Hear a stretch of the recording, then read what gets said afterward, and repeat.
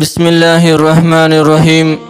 السلام علیکم ورحمت الله وبرکاته.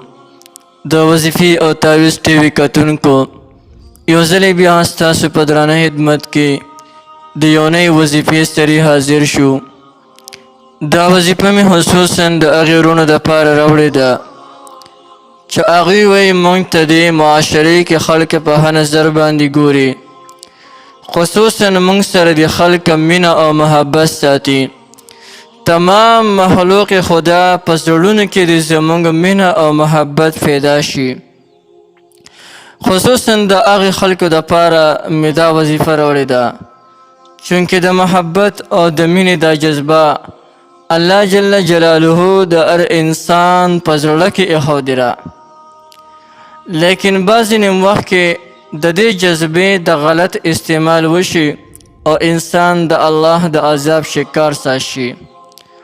دوست چې درته دا کومه وظیفه هیمه نو د جایز مراد او د جایز محبت دپاره تاسو ته مکمل د دې وظیفې اجازت دی، تاسې کولی شئ. هغه وظیفه یا عزیزو یا ودودو وظیفه ده، ډیره مبارکه وظیفه ده.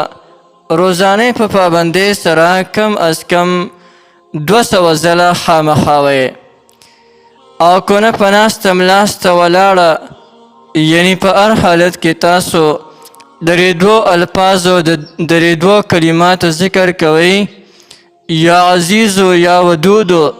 تمام مخلوق خدا به د ستا تابعدار شي او ټول مخلوق خدا به د ستا سره مینه او محبت کوي.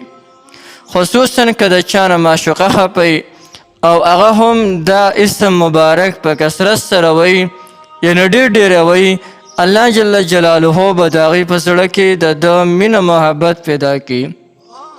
بیا په دې کې د الله جل جلاله دا بل نوم یا ودود، دا خو بلکل دا زړونه ځان ته لکه د مقناطیس رنګه راکاږي. یو ډېر زبردسته وظیفه ده، هر سړی کولی شي او هر کس ته د دې اجازه شته دی. وظیفه ده یا عزیزو یا ودودو.